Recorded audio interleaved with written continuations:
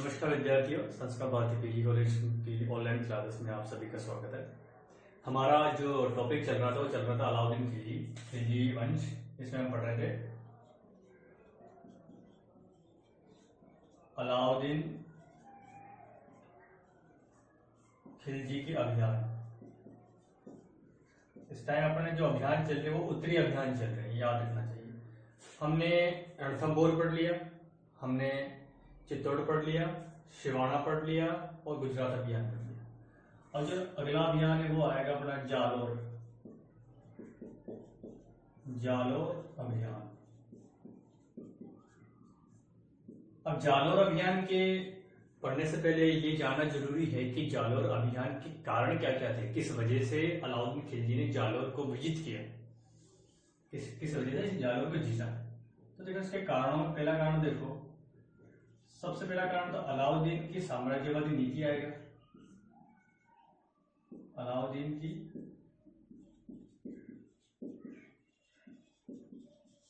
साम्राज्यवादी नीति, जैसा कि आप सभी को पता है कि अलाउद्दीन खिलजी ने सबसे पहले देवगिरी को विजिट किया था जब वो कड़ा माणिकपुर का सूबेदार था। तो उससे क्या उसकी साम्राज्यवादी नीति में क्या हुआ और इच्छा प्रकट हुई कि मैं सुल्तान बनने के बाद अब पूरे भारत को विजित करूंगा। उसने सिकंदर सानी की उपाधि धारण की थी, यानी द्वितीय सिकंदर की। और वो जालोर को ना जीते, ऐसा हो नहीं सकता, क्योंकि जालोर उस समय क्या था कि राजपूत शक्ति का एक महत्वपूर्ण केंद्र बन चुका था। उधर इसने रणथंभौर और चित्तौड़ को रोन दिया था, अब बचा था जालोर। और जालोर को जीतना जरूरी था, क्योंकि हम ये देखते हैं भारतीय इतिहास में, स्पेशली मध्यकालीन भारत के इतिहास में, कि किसी भी दिल्ली सल्तनत हो चाहे मुगल काल हो, उस शासक का मूल्यांकन हम राजस्थान को मद्देनजर रखकर ही करते हैं। यानी जिसने राजस्थान को जीता हो वो दिल्ली का सुल्तान या मुगल बादशाह अपने आप में शक्तिशाली कहलाता था।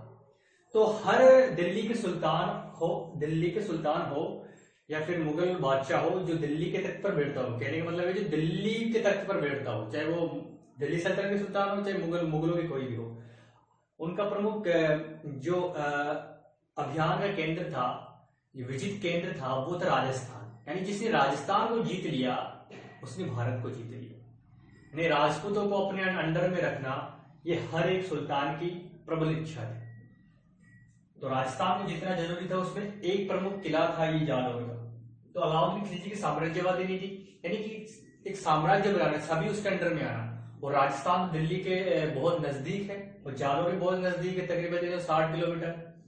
तो इसको जीतना जरूरी था क्योंकि महत्वपूर्ण किला था राजस्थान का है। और देखो दूसरा जालोर के किले का सामरिक महत्व।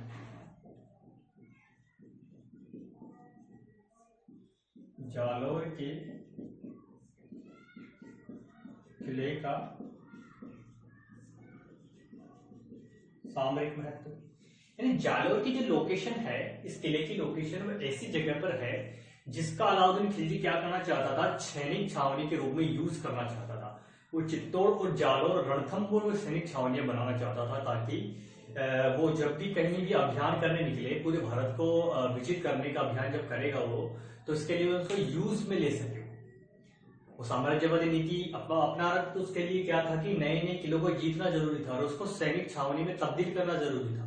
तो जालोर की जो लोकेशन ऐसी थी कि दक्षिण पर इससे नजर रखी जा सकती थी और जो मार्ग था वहां से आसानी से सेना आ जा सकती थी।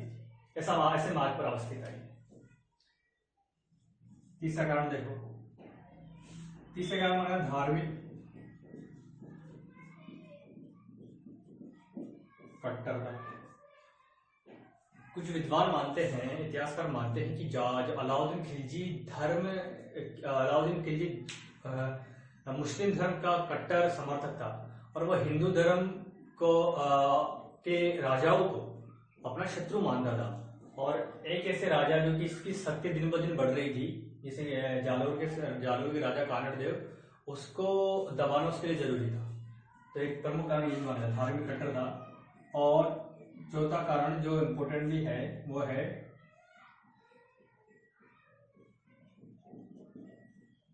जालोर के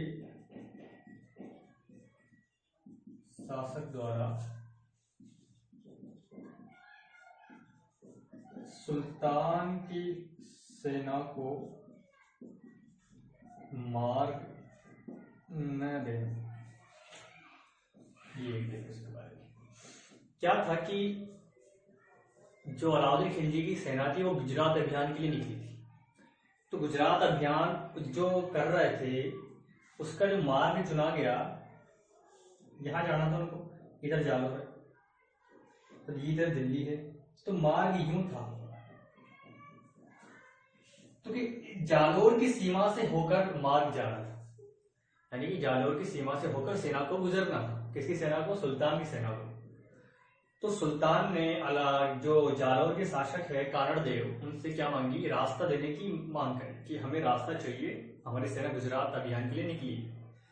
लेकिन जो कानड़देव था उसने मार्ग देने से मना कर दिया। उसने ये कहा जो सुल्तान और उसकी सेना जो गायों की हत्या करती हो, ब्राह्मणों की हत्या करती हो, बच्चों को बंदी बनाती हो, स्त्रियों पर बुरी नजर डालती हो, जबरन दूसरे हिंदुओं का धर्म परिवर्तन करती हो, ऐसी सेना को वो मार्ग नहीं देगा। अगर इस सेना को मार्ग देगा तो वो उसके धर्म के खिलाफ होगा। तो ये कहकर उसने क्या किया? मार्ग नहीं दिया। तो सुल्तान क्या था कि इसको इस मार्ग न देने के कारण भी सबक सिखाना चाहता था। तो एक कारण ये भी, पर एक कारण और देखो, मार्ग दिया तो नहीं दिया तो नहीं दिया। अब और देखो और क्या कारण है कि गुजरात से लौटती सेना पर आक्रमण, गुजरात से लौटती सुल्तान की सेना पर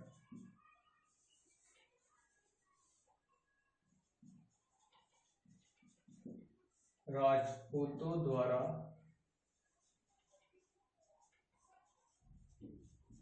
हमला करना। यानी कि क्या हो रहा था कि सुल्तान की जो सेना थी वो गुजरात अभियान करने निकली थी। गुजरात अभियान किया, मालवा को जीता, गुजरात जीता, सोमनाथ मंदिर को लूटा। तो सोमनाथ मंदिर से क्या काफी सारा खजाना वो लेके आए, और वो मार्ग से किस मार्ग से निकले? इसी मार्ग से, जालोर होते हुए।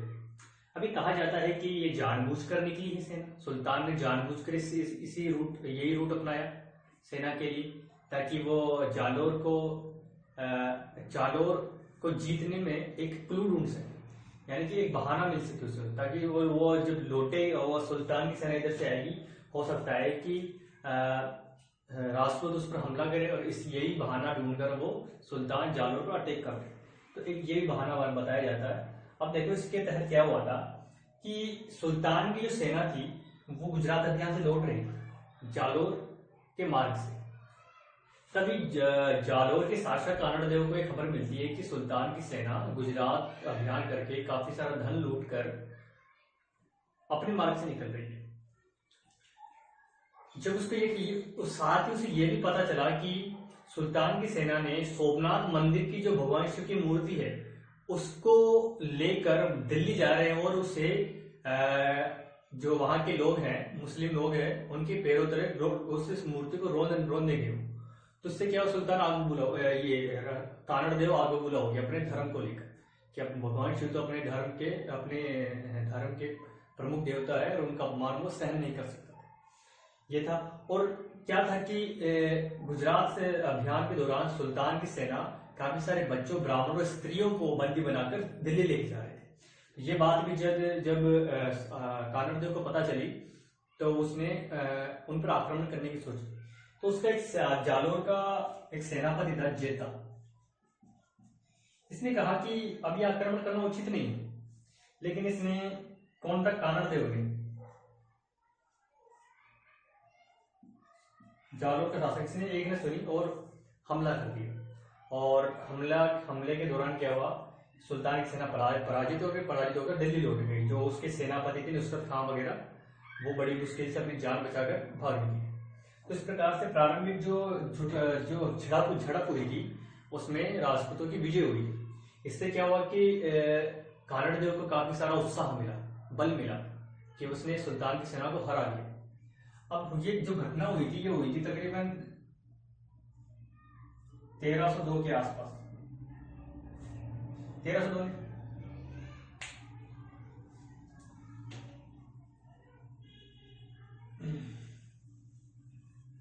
जो घटना हुई थी ये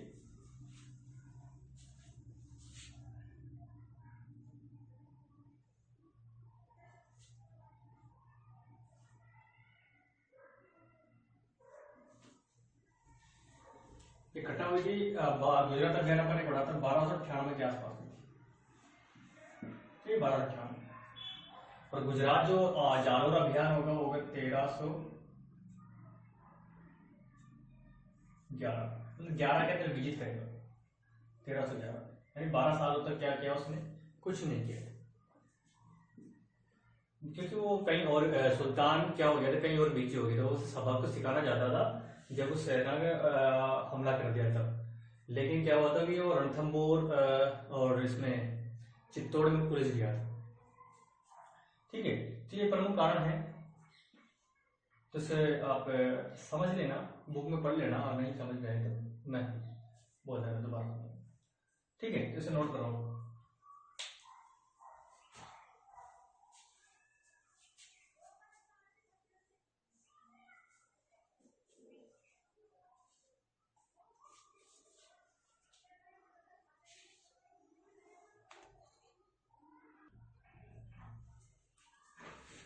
आगे देखो,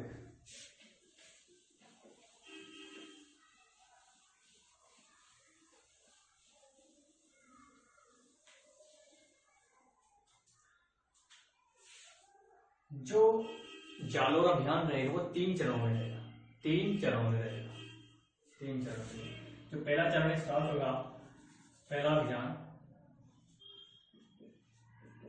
प्रथम चरण ये रहेगा 1298। देखो क्या हुआ था कि गुजरात से, मैंने थोड़ी देर पहले जिक्र किया था, उसे डिटेल में समझा देता हूं। गुजरात से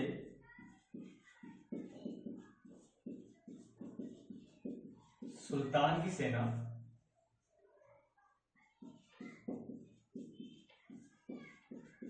विजित करके अपने साथ लूट का धन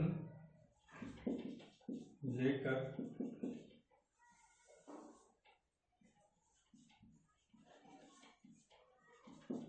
दिल्ली लौट रही थी,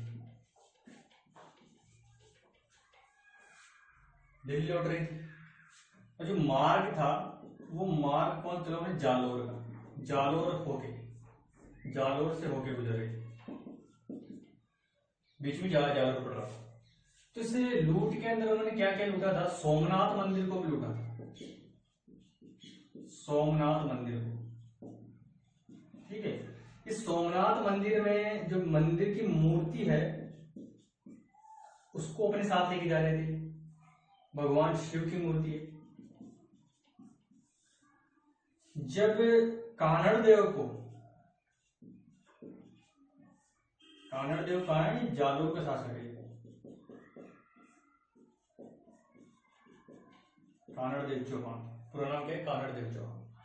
जब कानड़ देव को ये पता चला कि सुल्तान की जो सेना है, मुस्लिम सेना, अपने साथ भगवान शिव की भंजित मूर्ति अपने साथ लेके जा रही है, तो काफी सारा धन लूट के लेके जा रही है, तो उसने क्या किया, तो उस पर आक्रमण करने की सोची।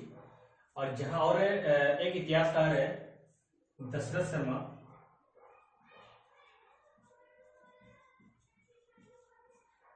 शर्मा, ये कहते हैं कि जो आक्रमण का कारण था वो केवल सोमनाथ मंदिर की मूर्ति नहीं थी, बल्कि मुस्लिम सेना अपने साथ ब्राह्मण, बच्चों और स्त्रियों को भी बंदी बनाकर कहाँ लेके जा रहे थे, दिल्ली लेके जा रहे थे।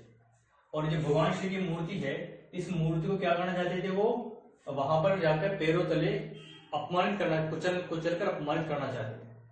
तो इस वजह से क्या हुआ कि जेता ने ये पूरी बात बताई कि ऐसे ऐसे घटनाएं हो रही। तो आक्रमण करने की सोची, फैसला किया। और इसके साथ ही देखो कि जेता ने उसको ये भी बताया कि आपको आक्रमण कब करना है। कि हो क्या रहा था, जो सुल्तान की सेना थी ये लौट रही दिल्ली। इसमें क्या हो गया था, लूट के धन को लेकर, तो गुजरात से धन लूट के लाए थे ये सेना, लूट के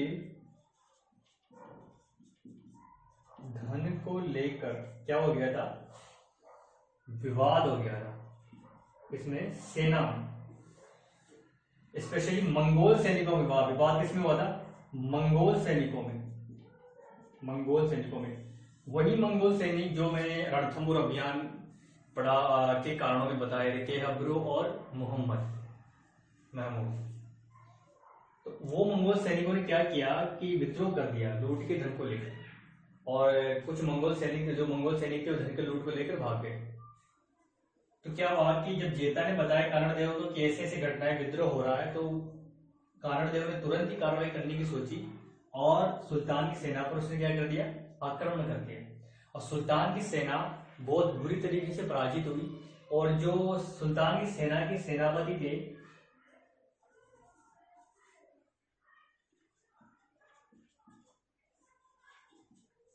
नुसरत खां और उलूग खां, ये क्या करें, जान बचाकर भाग निकले। तो इस प्रकार से क्या हुआ कि पहला जो चरण था वो किसने जीता था, कानड़देव ने। इससे क्या हुआ, कानड़देव की शक्ति में प्रतिष्ठा में वृद्धि हुई, उससे कॉन्फिडेंस मिला कि हम मुस्लिमों को हरा सकते हैं। लेकिन क्या हुआ कि 12 सालों तक सुल्तान आक्रमण नहीं करेगा। क्यों नहीं करेगा, क्योंकि वह चित्तौड़ और रणथंबोर के अभियानों में बिजी था। उसे ये पता था कि हाँ मुझे आक्रमण करना है, इस जो उसने ये घटना की है, जो लौटती सेना पर उसने आक्रमण किया, उसका प्रतिशोध लेना जरूरी है। तो उसके दिमाग में था भी, लेकिन वो कहीं और बिजी था।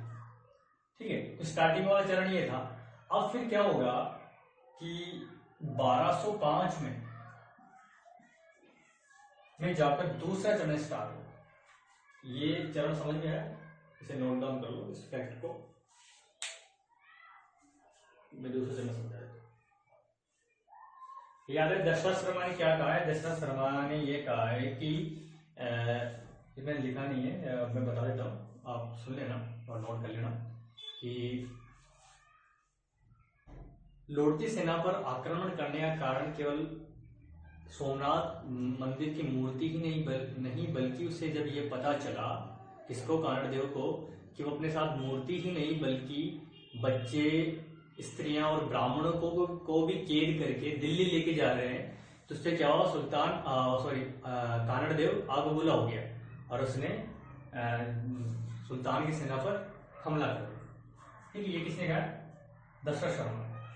ठीक है, तो अगला कारण चरण है।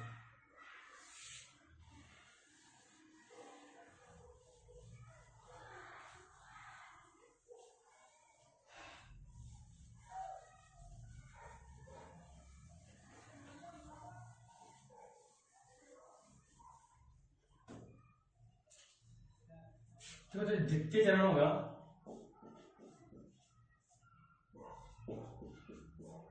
वो 1205 में कहते हैं सुल्तान को प्रतिशोध लेना था। तो 1205 में क्या है कि दूसरा चरण होगा, और उसी समय क्या हो रहा था कि कानड़देव की प्रतिष्ठा में वृद्धि हो रही थी, और सुल्तान को ऐसी प्रतिष्ठा को दबाना जरूरी था क्योंकि उसे साम्राज्य विस्तार करना था सुल्तान को। तो द्वितीय अभियान इसको लेके होगा, तो इसको प्रतिशोध को प्रतिशोध लेगा। तो उसके लिए क्या किया कि सुल्तान ने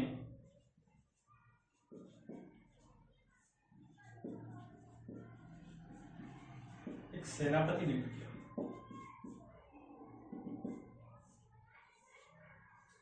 सेनापति का नाम है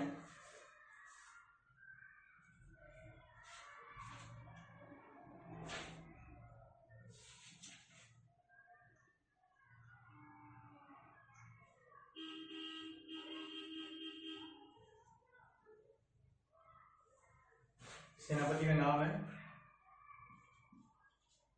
एन उल मुल्क। इसको नेक कर इसे विशाल सेना देकर, एक विशाल सेना के साथ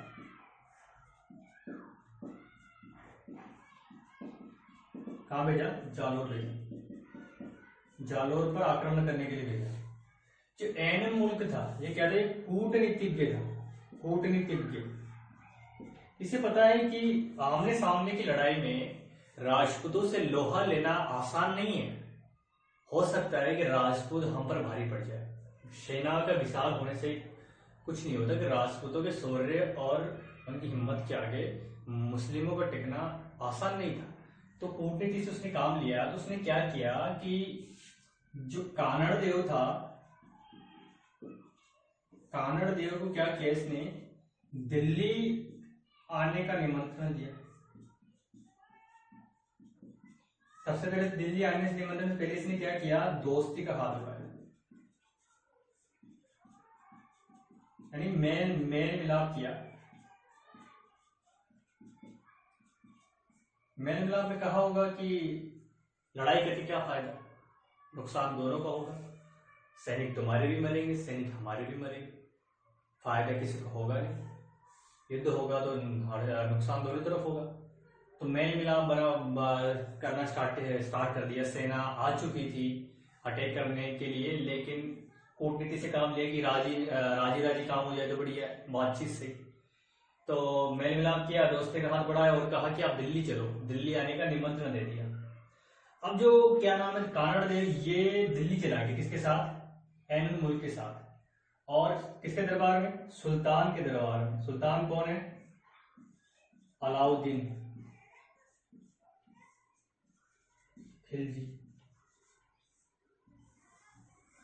अलाउद्दीन खिलजी। लेकिन इस दरबार के अंदर क्या है कि ये कानड़ देव अपने आप को सहज नहीं कर पाया, यानी कि इसको वो सम्मान नहीं मिला, संतुष्ट नहीं हुआ, इसे वो सम्मान नहीं मिला जो इसे मिलना चाहिए था। यानी सम्मान बरोबर प्राप्त नहीं हुआ।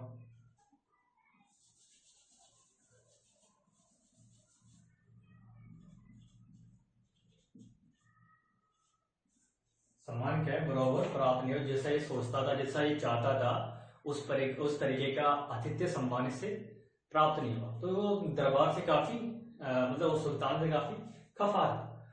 और एक बार क्या हुआ कि अलाउद्दीन खिलजी ने ये वर्ड कहे, कुछ शब्द ऐसे कहे कि हिंदुस्तान में ऐसा कोई राजा नहीं है, कोई हिंदू राजा नहीं है जो उसकी शक्ति के आगे टिक सके। ये जो शब्द है किसने कहे? ये स्टेटमेंट दिया अलाउद्दीन खिलजी ने कि हिंदुस्तान में कोई ऐसा हिंदू राजा नहीं है जो उसकी शक्ति के आगे टिक सके।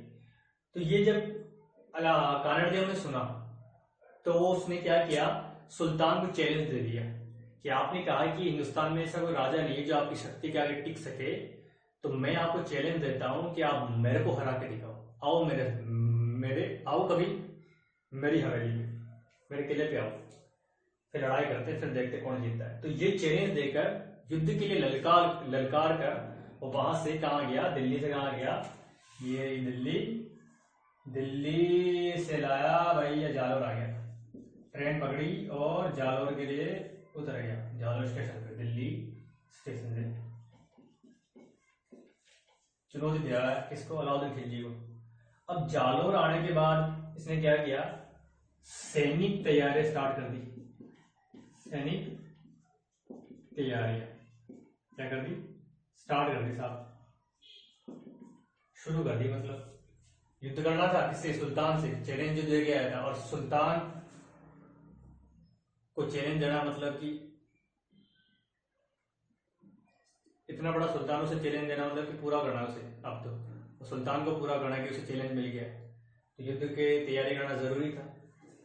अब देखो कुछ ऐसे ग्रंथ हैं, एक है कानड़ देव प्रबंध और एक है नैणसी ख्याल, मोहनोत नैणसी।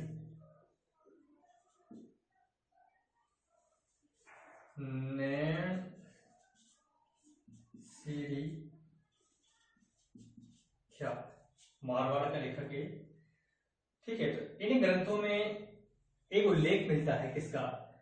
कानड़देव के पुत्र, कानड़देव के पुत्र वीरमदेव के बारे में। वीरमदेव के बारे में क्या उल्लेख मिलता है भाई? वीरमदेव के बारे में उल्लेख मिलता है कि जब ये दरबार गया था, सुल्तान के दरबार, कौन? कानड़देव, तो ये अपने साथ अपने पुत्र वीरमदेव को भी साथ लेके गया, और जब दरबार में गया वहां कुछ दिन रुका, तो सुल्तान की जो पुत्री है, अलाउद्दीन खिलजी की जो पुत्री का नाम है फिरोजा।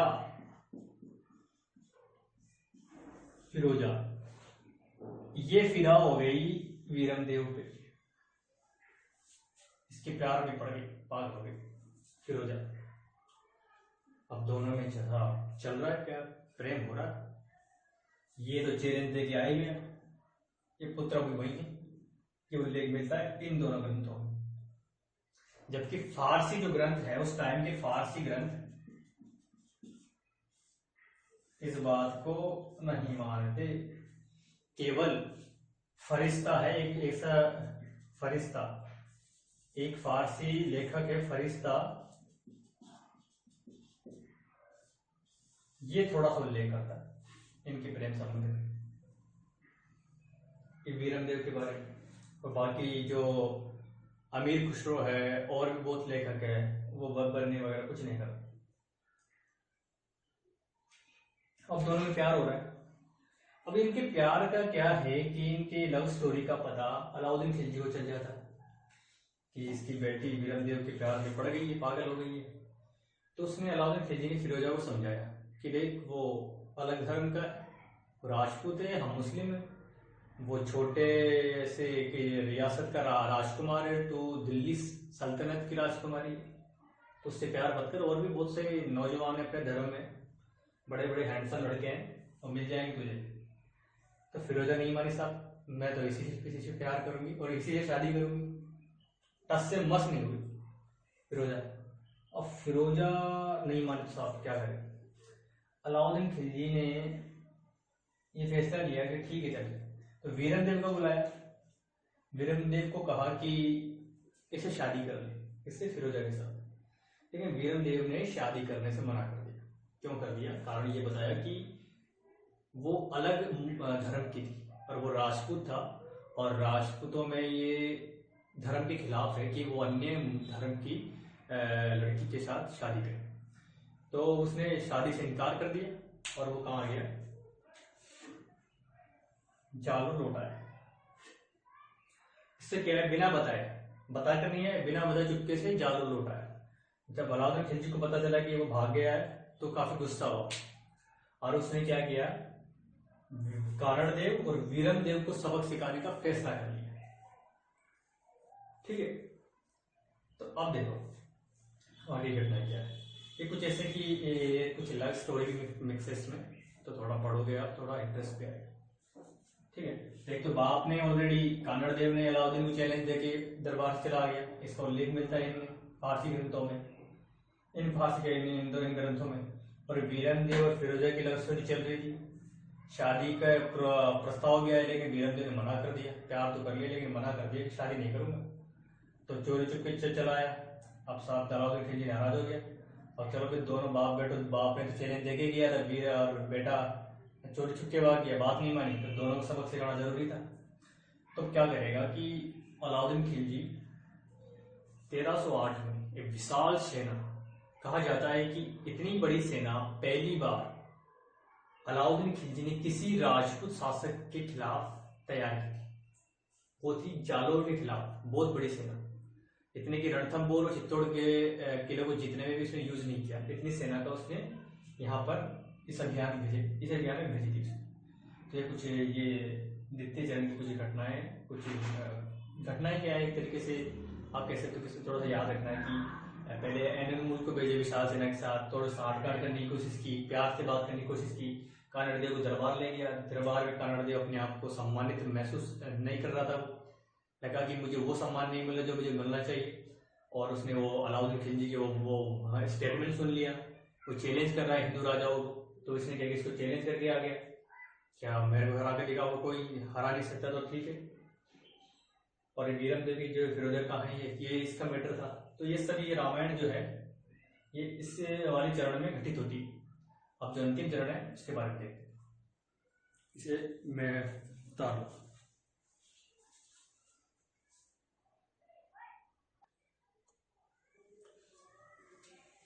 आगे देखो, ये था द्वितीय चरण। अब देखते हैं आखिरी और अंतिम चरण, तीसरा चरण।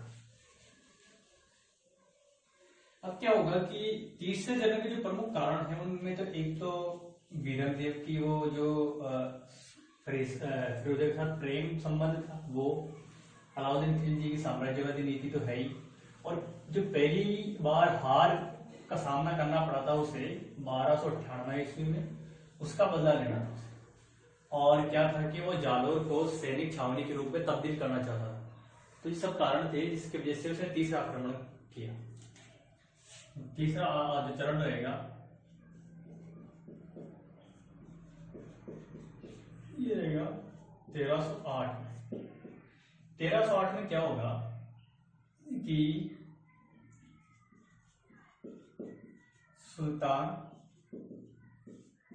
बड़ी सेना के साथ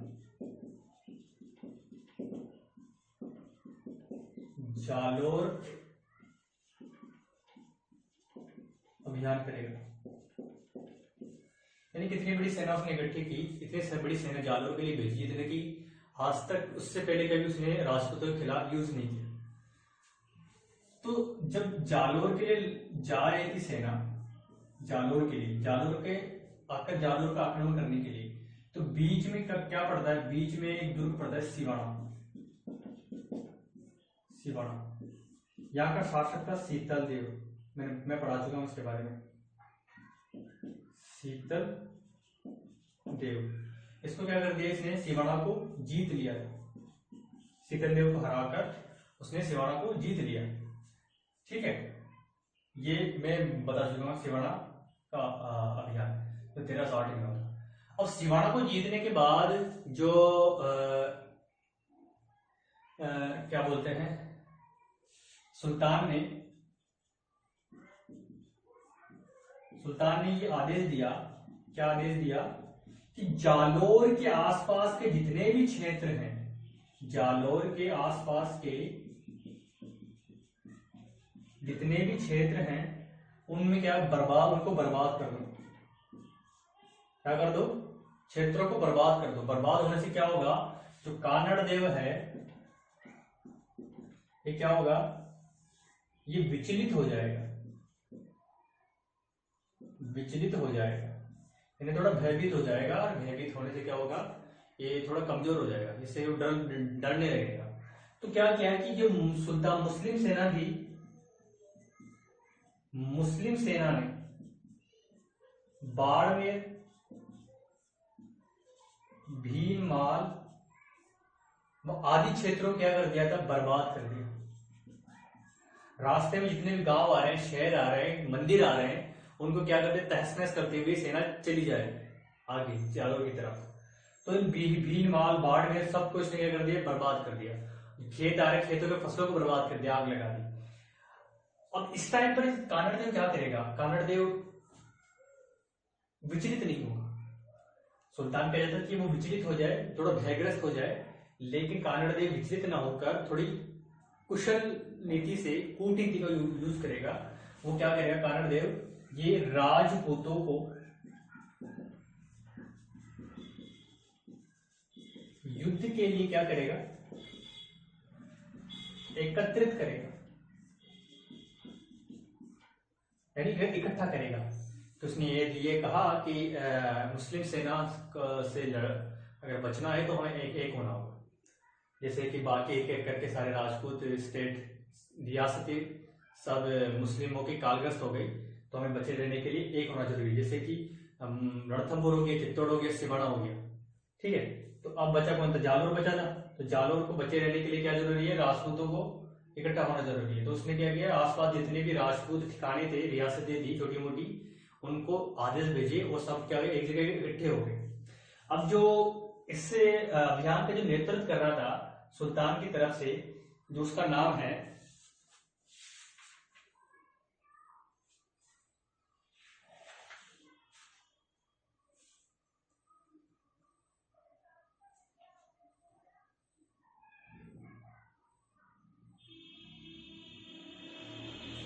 नेतृत्व कर रहा था वो था मलिक नायक। मलिक नायक ये क्या कर रहा था, सुल्तान क्या था, सेनापति था। ये क्या कर रहा था, इस अभियान का नेतृत्व कर रहा था। अब सेना क्या है कि जालोर का जो किला है, सोनागढ़ सोनारगढ़ सोनारगढ़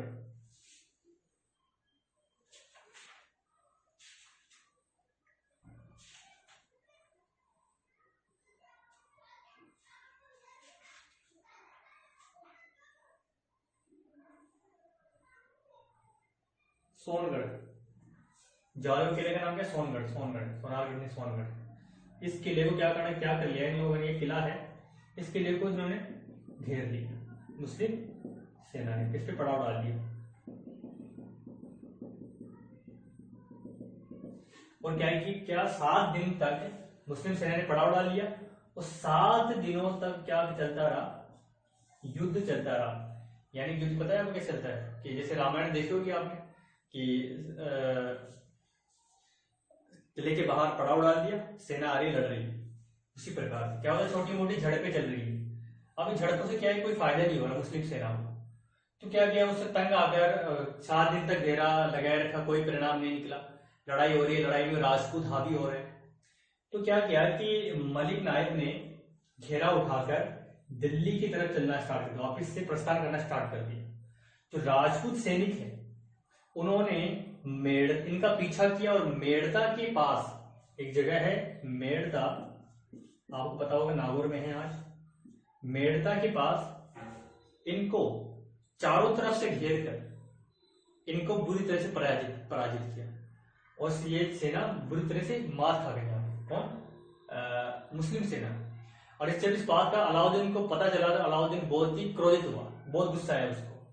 अब क्या होगा कि मुस्लिम सेना हार गई, राजपूत विजयी हो गए, तो राजपूतों के क्या हौसले बुलंद हो गए और ज्यादा। अब क्या करेगा कि अलाउद्दीन खिलजी अब सेना का नेतृत्व दूसरे सेनापति जिसका नाम है कमालुद्दीन,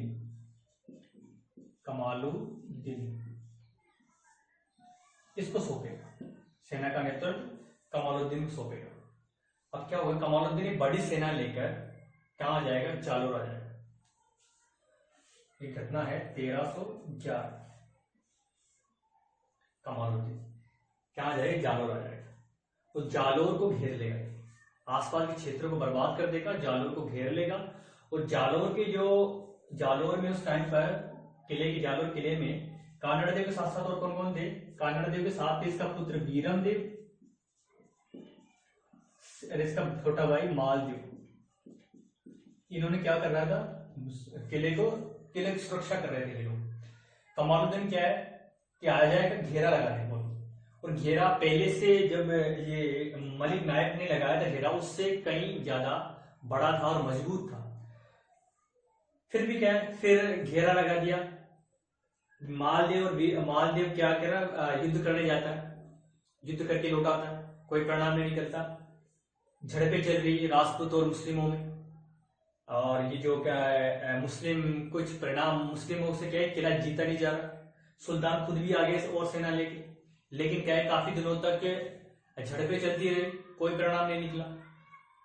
तो सुल्तान ने क्या किया कि अब किले को जीतने के लिए छल कपट का सहारा लिया। किसका, सुल्तान ने किसका सहारा लिया, छल कपट का। ये मुस्लिमों की यही एक प्रमुख आदत थी, अगर कोई युद्ध जीता नहीं जा रहा तो छल कपट से जीतो। जैसा कि अपन ने चित्तौड़ में भी देखा, छल से उसको ले गया वो अपने साथ दिल्ली।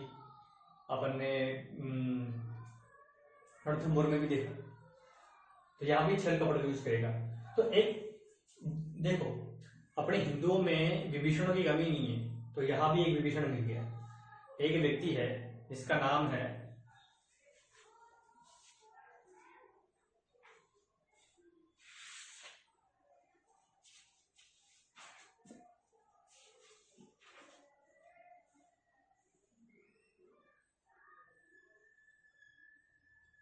इसका नाम है बीका दहिया। बीका दहिया, इसको क्या किया इन्होंने, अलाउद्दीन खिलजी ने शासक बनने का न्योता दिया। कहा कि तू मुझे मार्ग बता दे किले में कैसे प्रवेश करना है, इस घेरेबंदी को कैसे तोड़ना है, क्योंकि राजपूत सैनिकों ने चारों तरफ से सुरक्षा बना रखी थी। इधर सेना ने घेर रखा था, तो राजपूतों ने इस किले को क्या कर चारों तरफ से अच्छे से मोर्चाबंदी संभाल रखी थी, तो सुल्तान की सेना आ नहीं सकती थी, किले पर चढ़ नहीं सकती थी। तो बीका दहिया को लालच दिया कि मुझे रास्ता बता दे किले में जाने का, ताकि सेना आसानी से पहुंच जाए, हम तुझे किला जीतने के बाद तुझे दे जाएंगे। तो शासक बनने के लालच में बीका दहिया ने एक ऐसे जगह बताई, ऐसे खुफिया रास्ता बताया जिससे सेना किले में आसानी से प्रवेश कर सके। तो इसकी छल कपट के कारण जो अलाउद्दीन खिलजी की सेना है वो किले में आसानी से क्या कर गई, प्रवेश कर गई। और जब किले में आसानी से प्रवेश कर गई तो क्या हुआ, वहां पर युद्ध हुआ। युद्ध में जो कानड़देव है वो लड़ते लड़ते क्या हो गए, वीर गति को प्राप्त हो गए। कौन, कानड़देव वीर गति को प्राप्त हो गए। और जो बाकी सेनापति है मालदेव और वीरमदेव, ये भी अभी भी ये क्या युद्ध कर रहे हैं। राजपूतों ने काफी बहादुरी के साथ युद्ध किया, लेकिन क्या हो गया, वो हार गए। और कहा जाता है कि ऐसा बताया जाता है कि वीरमदेव ने काफी बहादुरी के साथ युद्ध किया, और जब इसे लगा कि मैं बच नहीं पाऊंगा किससे, मुस्लिम सैनिकों से, तो इसने सोचा कि मैं मुस्लिम सैनिकों के हाथों से मरने से अच्छा है मैं खुद मर जाऊं। तो उसने कटार निकालकर खुद पेट में घोंप दी और वीरगति को प्राप्त हो गए। और जब इसे पता चला कि ये लोग हार गए हैं, किले को जीत लिया गया है, तो जो किले की जितनी महिलाएं थी उन्होंने क्या कर लिया, जोहर कर लिया। यहाँ पे क्या हो गया, जोहर। याद रखना, राजस्थान की खास बात है, जहां भी राजपूतों की जो कोई भी किला अगर मुस्लिम फतेह करते थे वहां पर जोहर करती थी, इसके लिए अपने सतीत्व की रक्षा करने के लिए। तो यहाँ पर जोहर हुआ। तो इसके साथ साथ कुछ और भी सैनिक हैं जिनमें अर्जुन, जिसमें मैं नाम बताता हूं आपको।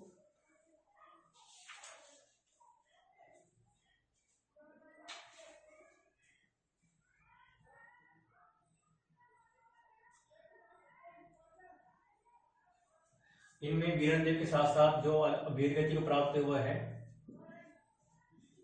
जेता देवड़ा, लूणकरण, अर्जुन और जोता, ये जो सैनिक के सेनापति हैं, ये भी युद्ध में वीरगति को प्राप्त हुए। अब क्या हुआ कि फिरोजा ने वीरमदेव का सिर मंगवाया। फिरोजा वीरमदेव से प्यार करती थी, तो वीरमदेव का सिर फिरोजा के सामने रखा गया। तो कहा जाता है कि फिरोजा ने उस सिर को लेकर गंगा यमुना नदी में कूद गई, नदी में कूद के अपनी जान दी फिरोजा, ऐसा कहा जाता है। इस प्रकार से क्या था कि ये सुल्तान ने जालोर को फतह कर लिया। ये किला भी किसके हाथ में किया, जालोर के, 1311 के अंदर, ठीक है। तो ये जालोर अभियान था, 3 चरणों में संपन्न हुआ था। तीसरे चरण में 1308 में किया गया था अभियान, और पूरा हुआ था 1311 में। 3 साल के अंदर ये क्षेत्र, ये किला सोनगढ़, किला का नाम क्या है, सोनगढ़ किला। जालोर किले का नाम पूछे, सोनगढ़ किला। शासक कौन था, कानड़देव, ठीक है। तो ये अपना जालोर का अभियान अलाउद्दीन खिलजी का यहाँ संपन्न हो गया। कल से दूसरा अभियान हम पढ़ें, ठीक है। मिलते हैं नेक्स्ट वीडियो। Thank you.